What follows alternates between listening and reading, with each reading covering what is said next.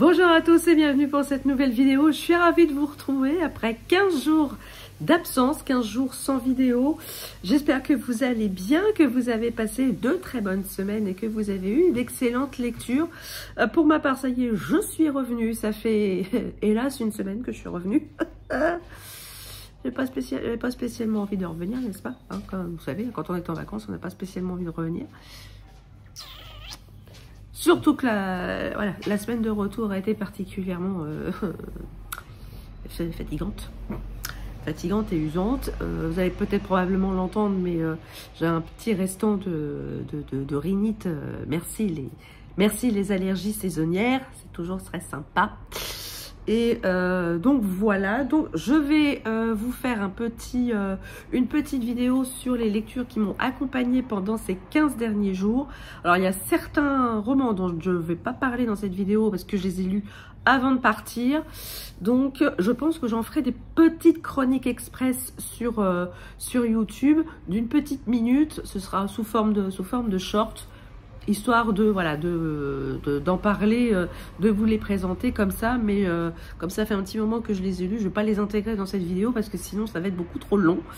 Donc voilà, je me restreins vraiment à ce que j'ai lu pendant mes vacances. Et je vais commencer par un roman que je n'ai plus en ma possession étant donné que je l'ai laissé là-bas. Je l'ai laissé en Tunisie. Pour ne rien vous cacher, il y avait au club où on était, il y avait un petit espace où on pouvait laisser les livres et les gens les empruntaient quand ils étaient sur leur transat et qu'ils n'avaient rien à lire. Donc du coup, je l'ai laissé là-bas une fois terminé. Il s'agit des Pleins pouvoirs de David Baldacci aux éditions Talent Poche. Je vous mettrai la petite vignette ici. David Baldacci, il écrit depuis moultes années. Il est aux États-Unis passé pour un maître du roman policier. Et Les Pleins pouvoirs, Le Plein pouvoir, c'est son premier roman qu'il a écrit en 1996. Il met en scène Luther qui est un voleur. C'est un voleur à grande échelle. Il a plusieurs cambriolages à son actif. Il a fait un petit peu de prison, mais il a une espèce de code d'honneur. À savoir que il n'a jamais tué personne pendant un de ses cambriolages. Il prépare ses coups avec beaucoup de minutie, il prépare ses coups très longtemps à l'avance et il ne laisse absolument rien au hasard. Et là, ce soir-là, il décide de faire un cambriolage dans une... Je te vois, hein. C'est pas facile, hein. Je suis en train de tourner une vidéo avec Chéri pas loin, il est en train de faire l'andouille pour me... Oui, tu fais l'andouille.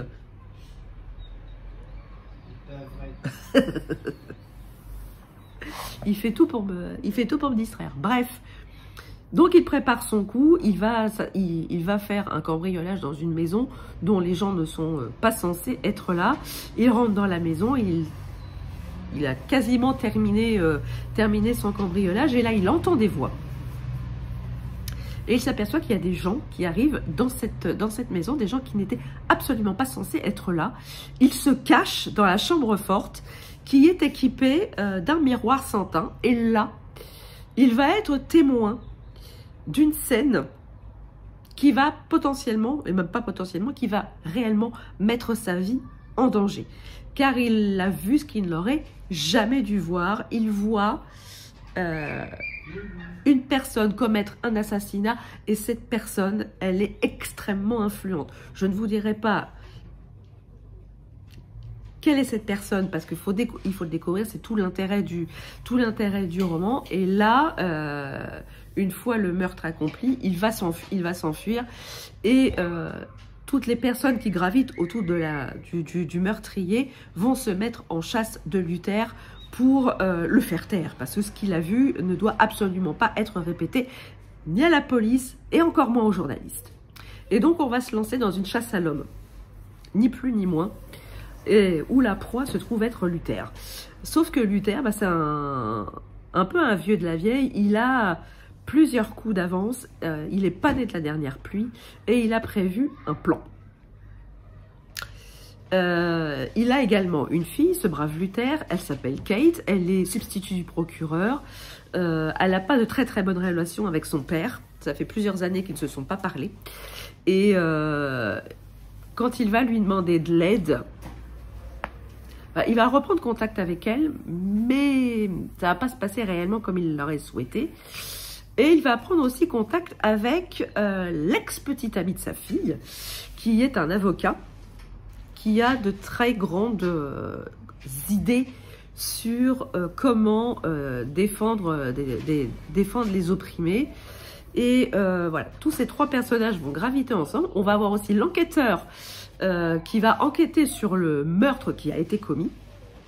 Et on va avoir ces 4 personnages qui gravitent à peu près dans la même sphère tous les 4. Et on va dire qu'il y a les méchants de l'autre côté. Et on va vraiment être dans une chasse à l'homme.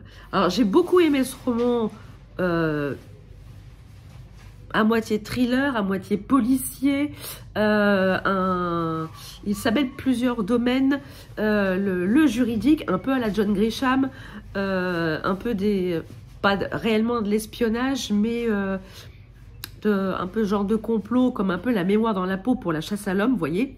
On a vraiment tous ces ingrédients-là. Ce qui fait que ça se suit quand même pas mal. J'ai beaucoup aimé le personnage de Luther, qui, voilà, c'est un peu un cambrioleur au grand cœur. Il a un très très bon fond. Et j'ai vraiment beaucoup aimé ce personnage. Le véritable meurtrier est une ordure sans nom. Vraiment, il a tous les mauvais préjugés des affreux Jojo. Ce personnage a tout concentré sur lui. Il est vraiment odieux. Et pendant ma lecture, j'ai découvert que ce roman avait été adapté au cinéma avec Clint Eastwood. Je crois que Clint Eastwood a joué dedans et je crois que c'est même lui qui a réalisé le film, si je ne dis pas de bêtises. Donc si vous l'avez vu ou si vous en savez plus, n'hésitez pas à me le dire en commentaire. En tout cas, si vous aimez ce genre de roman, les courses-poursuites, les romans à la John Grisham, les romans avec type La mémoire dans la peau, avec tous ces ingrédients à mélanger, je vous conseille donc de lire Les Pleins Pouvoirs. Ensuite, j'ai lu en service presse numérique sur ma liseuse, mais je n'ai pas la vraie photo de couverture sur ma liseuse, donc je vous la mettrai ici. J'ai lu Les Monstres d'Outre-Terre, l'apprentie chasseuse de David Moité, publié aux éditions Didier Jeunesse. Alors c'est un petit roman de fantaisie, jeunesse donc, que j'ai lu dans le cadre du mois de la fantaisie. Alors je ne l'ai pas fait, j'ai pas réellement suivi les consignes de Stéphanie cette année, parce que j'avais pas spécifiquement de roman dans ma palle qui rentrait dans les consignes de son challenge, mais comme c'est le mois de la fantaisie, bah, j'ai lu de la fantaisie. Voilà. Je me suis fait un petit peu plaisir. Faut pas... Voilà. Et donc dans ce roman, on fait la connaissance de Sarah, qui est la fille du plus grand chasseur de monstres du pays. Sauf que Sarah, elle a une espèce de maladie qui la contraint à rester au manoir, et elle ne sort très très peu en ville, elle sort très très peu à l'extérieur, elle reste vraiment dans l'enceinte du manoir, dans l'enceinte du château où il y a un parc où elle peut se promener, mais elle ne va pas à l'école, elle a son instruction qui est directement faite chez elle. Et quand son père rentre de mission, elle souhaiterait vraiment qu'il lui raconte comment ça se passe. Elle a vraiment des rêves d'aventure, elle rêverait d'accompagner son père dans ses péripéties, sauf que lui, il est très secret là-dessus, il ne souhaite absolument pas lui en parler. Et un soir, il est appelé sur une mission, il ne revient pas, il disparaît corps et bien.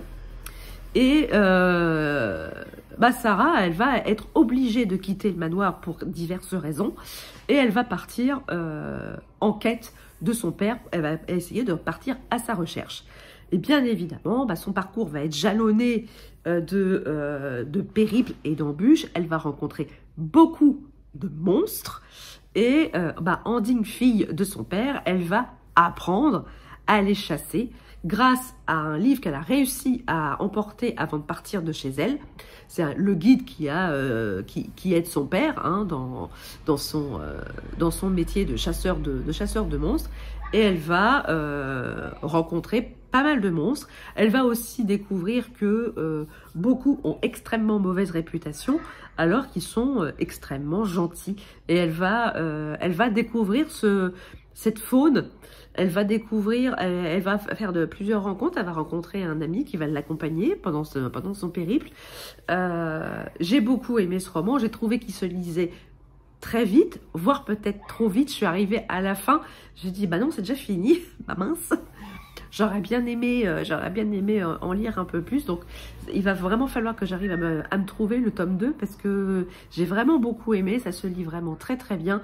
C'est voilà, c'est de la fantaisie jeunesse. Hein. Ça se lit vite.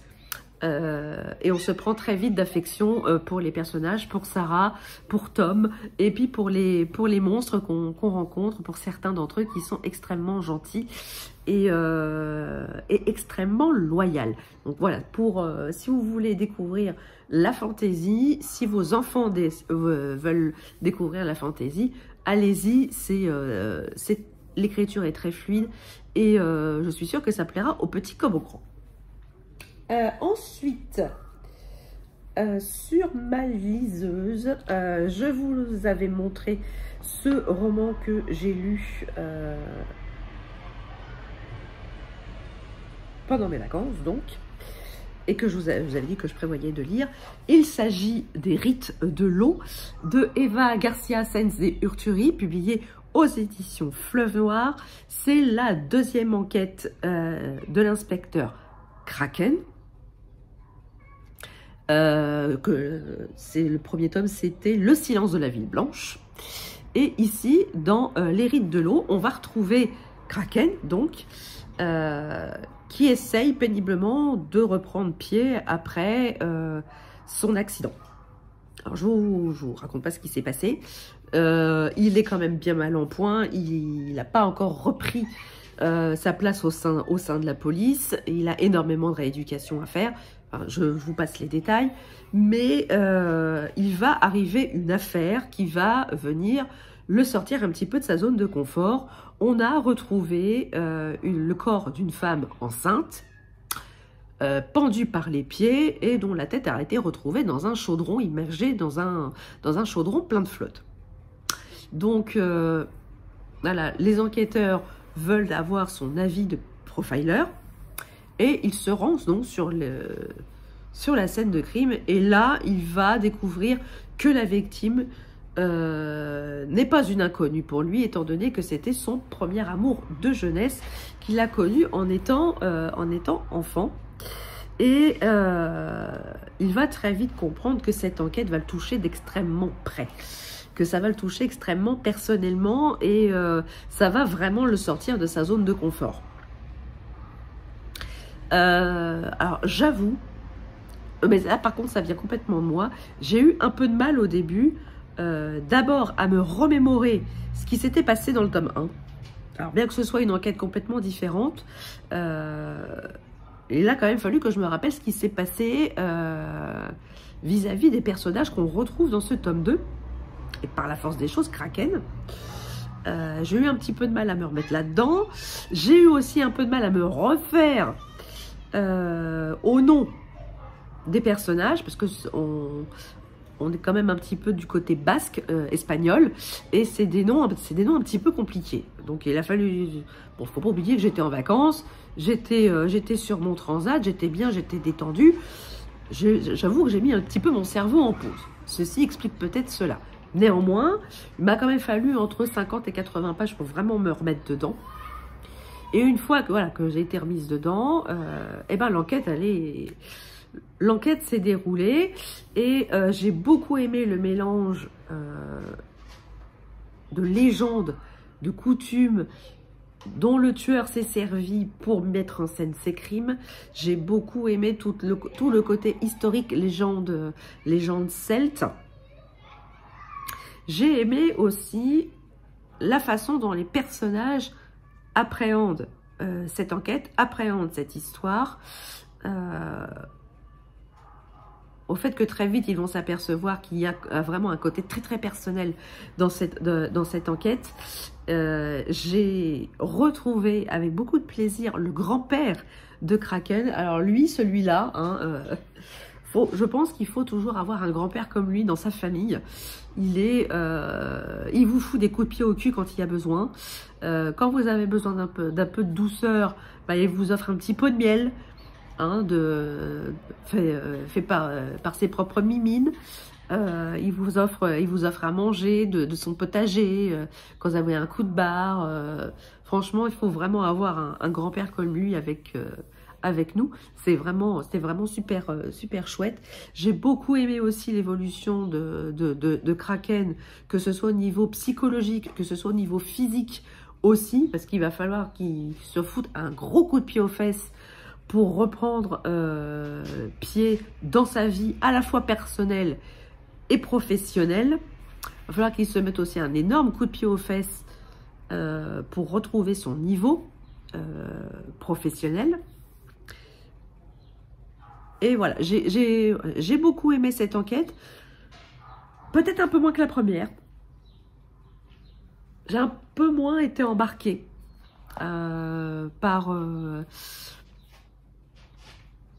parce que j'ai senti un petit peu le coup venir. Peut-être. C'est peut-être ça qui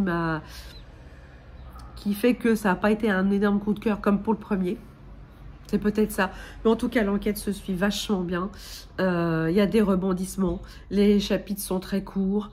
Et on baigne vraiment dans cet univers, dans cette ambiance espagnole avec tous les noms des bons petits plats. Dans cette région vraiment propice. Dans cette région basque espagnole. Voilà, c'est une invitation au voyage, une invitation au farniente. Mais bon,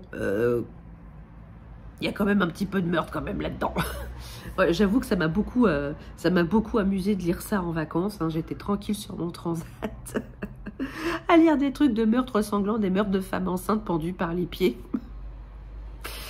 Vous savez, moi, j'aime bien faire ça quand je suis en vacances. Je ne sais pas si vous êtes pareil que moi, mais quand je suis comme ça dans un club de vacances, au bord de la piscine, comme ça, vous avez des gens qui sont sur leur transat, donc comme tout à chacun, vous me direz. Et j'aime bien, quand je passe devant les transats des gens, j'aime bien regarder ce qu'ils lisent. Parce que moi, ça m'amuse beaucoup de savoir, ça m'intéresse toujours de savoir ce que les gens lisent. Et je trouve qu'on apprend beaucoup sur la personnalité des gens quand on regarde ce qu'ils lisent. Voilà, c'est mon avis tout à fait personnel. Mais voilà. En tout cas, j'ai le dernier, le piège de papier qui traîne dans ma palle. Je vais pouvoir je ne vais pas tarder à me plonger dedans.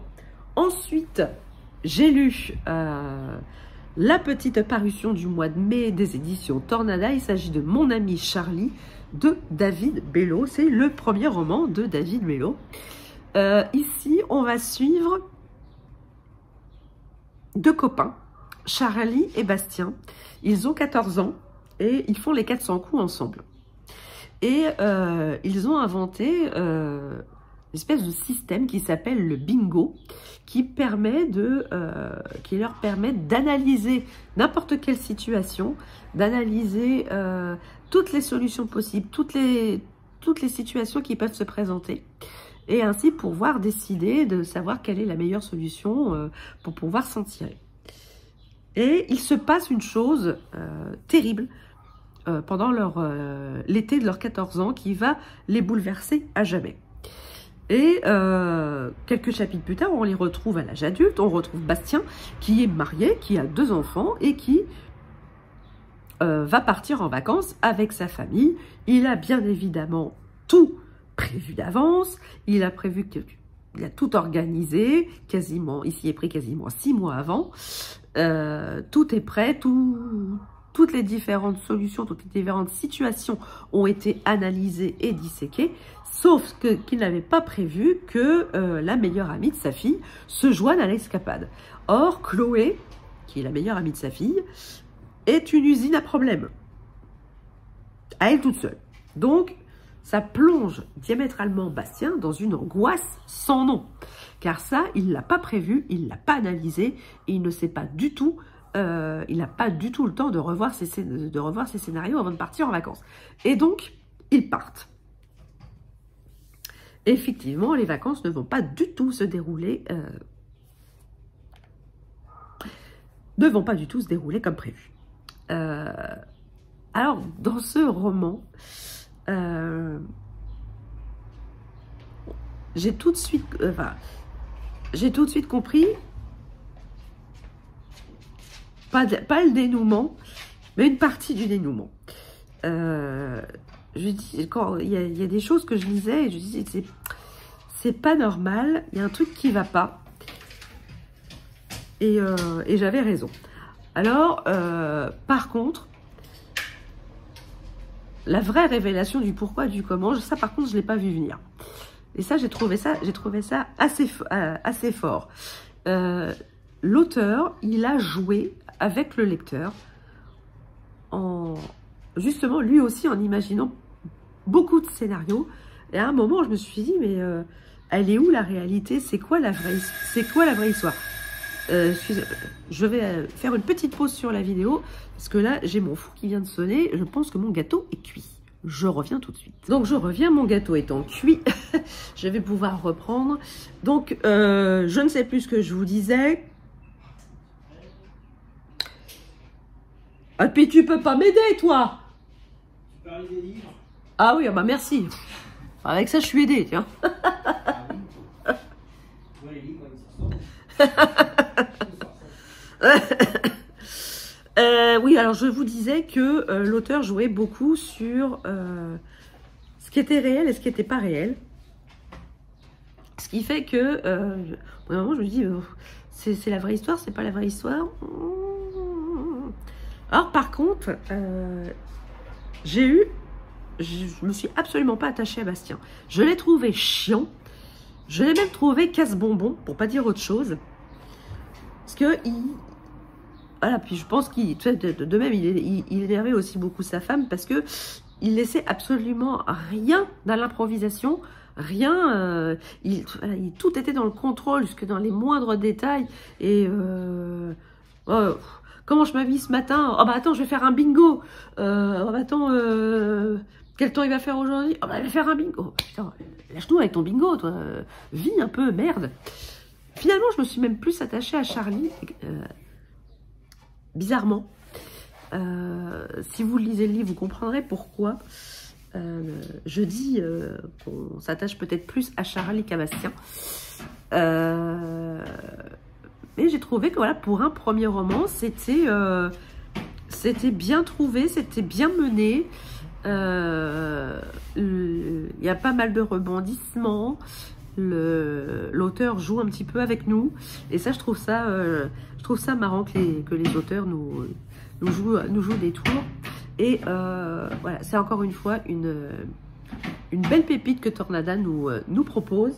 Mais voilà, si vous aimez les histoires d'amitié adolescente, je pense que vous y trouverez vraiment votre compte là-dedans. Ensuite, j'ai également lu, et ça, celui-ci, je vous l'avais dit aussi, je vous l'avais présenté dans ma palle de vacances, il s'agit de La régulation de Gaël Perrin-Guillet, publié aux éditions Outre-Fleuve. Alors, dans ce roman, on est après le grand bouleversement. Encore une fois, il y a encore eu un grand bouleversement sur la planète Terre qui a éradiqué un certain nombre de la population, des gros cataclysmes, tout ça. Bref, on se retrouve dans une enclave avec des gens qui vivent au sein de cette enclave, dirigés par un conseil de 10. Sauf que, périodiquement, quand les décès n'arrivent pas à contrebalancer les naissances, du coup, on se retrouve en surpopulation, et les 10 enclenchent la procédure de ce qu'on appelle la régulation. Une liste de régulateurs est publiée. Ces régulateurs ont une liste de noms de personnes à tuer. pour pouvoir réguler, comme on dit, la population au sein de cette enclave.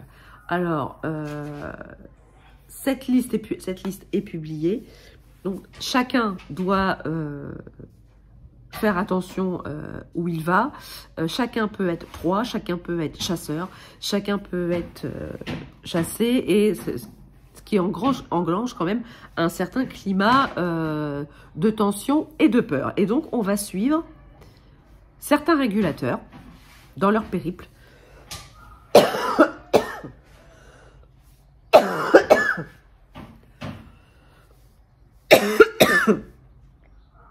Excusez-moi. J'espère pouvoir finir la vidéo. On va suivre ça. On va suivre du coup les régulateurs jusqu'à un certain événement. Et donc, je me suis retrouvée dans ce roman. Donc, on est dans un post-apocalyptique. On est un peu... le début du roman m'a quand même un peu fait penser à Hunger Games. On est un peu dans cette optique-là. Hein. C'est un peu un mélange de Hunger Games et de Koh-Lanta. Hein, parce qu'à la fin, il n'en restera qu'un. Highlander. Oui, Highlander aussi. Oui, si tu veux. Oui. Donc, on se retrouve un petit peu dans ce cas-là. Et il va se passer quelque chose pendant cette régulation qui va remettre beaucoup de choses en question. Et on va suivre ces personnages. Alors, je n'aurai qu'un seul... Le reproche que j'ai à faire dans ce roman, c'est qu'il est extrêmement court. Il est très très court. Et donc, c'est sûr, on est tout de suite dans l'action. On sait... le grand effondrement, on sait comment, à peu ou prou, ça s'est passé. On est dans cette enclave, on sait à peu près comment les gens vivent, l'enclenchement de la régulation, et après, ça s'enchaîne très vite, jusqu'à la fin. J'aurais aimé... Alors, on fait la connaissance des personnages principaux, mais j'aurais quand même aimé en savoir un peu plus sur eux et qu'on développe un peu plus les liens entre eux, les interactions qu'ils vont avoir entre eux tout au long du roman, parce que je trouve que c'est un petit peu effleuré. Je trouve que c'est un petit peu en surface. Alors, peut-être, je dis bien peut-être, il y aura peut-être une suite. Parce que j'ai trouvé que la fin était quand même ouverte. Tel que c'est écrit, alors évidemment, on pourrait très bien en rester là. Néanmoins, on pourrait aussi très bien imaginer une suite. Pourquoi pas? Et j'aimerais bien que si réellement il y a une suite, eh ben, qu'on approfondisse un petit peu les relations entre les personnages, des relations qui ont juste été un petit peu effleurées, je trouve, dans ce roman-là. Et il y a des choses qui vont extrêmement vite. Alors évidemment, le roman est très court, donc il faut qu'on aille un peu plus vite à l'essentiel, j'ai envie de dire.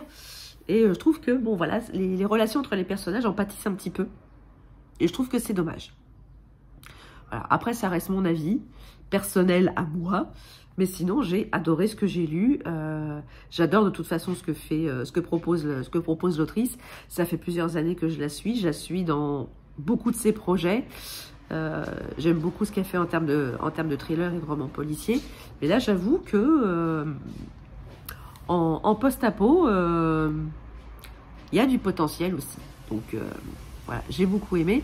Et si elle regarde cette vidéo, j'espère que tu me répondras. Je te pose la question.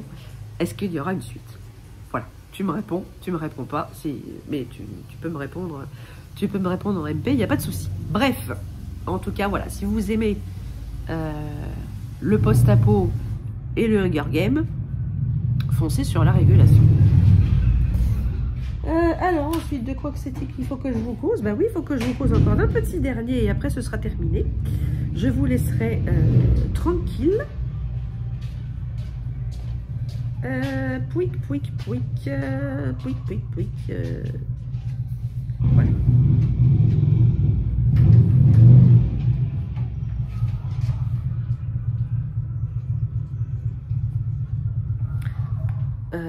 J'ai lu également le tome 2 de Winterworld, La guerre solaire de H.G. Riddle, publié aux éditions Brajlon. Rappelez-vous, j'avais écouté le premier tome en audio et là j'ai fait moite-moite, hein. J'ai lu et écouté ce tome 2 où on retrouve James et Emma quasiment à la suite de là où on les a laissés à la fin du premier tome. Ils sont dans une petite colonie, hein, ils ont réussi à fédérer les survivants dans des petites colonies. Sauf que dans ce tome-là, il va une fois de plus leur arriver des bricoles. Ils vont devoir quitter les colonies où ils étaient parce qu'il va leur arriver un malheur.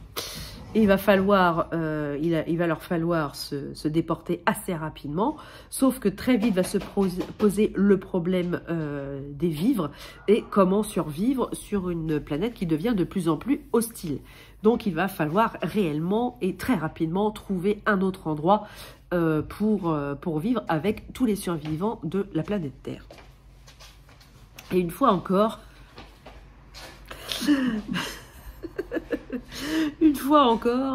ils vont devoir mettre toute leur connaissance, toute leur intelligence et aussi tout leur courage dans la balance pour trouver une solution et pour sauver l'humanité entière. J'ai encore une fois adoré suivre leurs aventures. J'ai trouvé la première partie extrêmement palpitante parce qu'il se passe vraiment des choses où on a vraiment peur pour les personnages. J'ai un peu moins adhéré à la deuxième partie, mais bon, ça reste que mon avis. Et ce qui se passe à la fin du tome 2, bah, ça donne quasiment, voire même carrément envie d'aller sur le tome 3. Et bah, ça tombe bien parce que le tome 3, je l'ai sous la main, donc je vais commencer la lecture audio dès tout bientôt. Dès tout bientôt. Comme ça, vous aurez, je pense, mon avis sur le tome 3 la semaine prochaine. Il y a de grandes chances. Mais j'aime beaucoup, j'aime beaucoup cette saga. C'est pas, je vous jure, je fais pas un métier facile. Hein.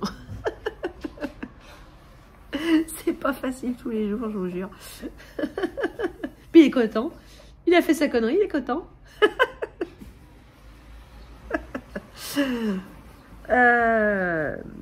Qu'est-ce que tu me fais perdre le fil de ce que je veux dire. T'es casse-pied. Hein. Bah si, c'est de ta faute. Bah oui, c'est... Bah, qu'est-ce que tu veux, c'est ça. Il n'y a que toi.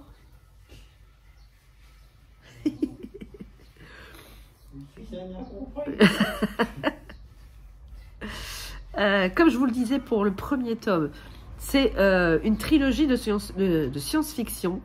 C'est parfaitement accessible pour les débutants en science-fiction. C'est pas du tout compliqué à suivre. Il n'y a pas d'écosystème, d'univers extrêmement complexe. Ça se lit très très bien. Ça s'écoute aussi très très bien. Ah, crotte de bique. Ça se lit également très très bien. Et ça s'écoute très très bien. Franchement, je vous conseille vraiment cette trilogie pour débuter en science-fiction. Si vous ne savez pas si ça va vous plaire ou pas, débutez par cette trilogie et vous verrez si ça vous plaît ou pas. Mais en tout cas, moi, j'adore. Je m'éclate. On a vraiment toute une évolution sur le personnage de James et d'Emma. Entre le premier tome et le deuxième tome, ils ont énormément changé. Et je pense qu'ils vont encore changer dans le tome 3. Alors changer dans le bon sens. Hein. Ils ne sont pas devenus de dieux connards. Hein. Mais par rapport à comment on les a rencontrés, je trouve qu'ils ont franchement évolué. Et ils se sont très très bien trouvés tous les deux. Voilà. Donc, cette vidéo est à présent terminée. J'espère qu'elle vous aura plu. J'espère vous avoir convaincu de lire les romans que je vous ai présentés. Si vous les avez lus, n'hésitez pas à me dire ce que vous en avez pensé dans les commentaires. N'oubliez pas, j'ai proposé de vous proposer des petites chroniques express des quelques romans que j'ai lus avant de partir en vacances que je n'ai pas intégrés dans les vidéos. Si ça vous intéresse, je ferai des petites chroniques express sur YouTube sous forme de short d'1 minute. Alors, quand on dit chronique express, c'est vraiment express, hein. Voilà. Que vous dire d'autre, si ce n'est que si vous avez aimé la vidéo, n'hésitez pas à mettre un petit pouce en l'air, c'est toujours encourageant pour les créateurs de contenu. N'hésitez pas également à partager cet instant de visionnage et à vous abonner si ce n'est pas encore fait. Personne ne m'a encore posé la question, mais je vous le dis maintenant, le challenge l'été en série revient cette année. Ouais, ça revient, bref. Ouais, ouais, voilà, je fais aussi le public en délire. Je fais tout, moi, maintenant. Voilà, on est deux à être contents. L'été en série revient. Je vous ferai une vidéo dédiée sur ce challenge pour vous expliquer un petit peu comment ça se passe et vous dire aussi de quand à quand il durera. J'espère que vous êtes contents, que l'été en série revienne. Et sur ce, voilà, je vous laisse. Je vous souhaite de très bonnes lectures, de très bonne semaine. Et je vous dis à très bientôt pour une prochaine vidéo. Ciao!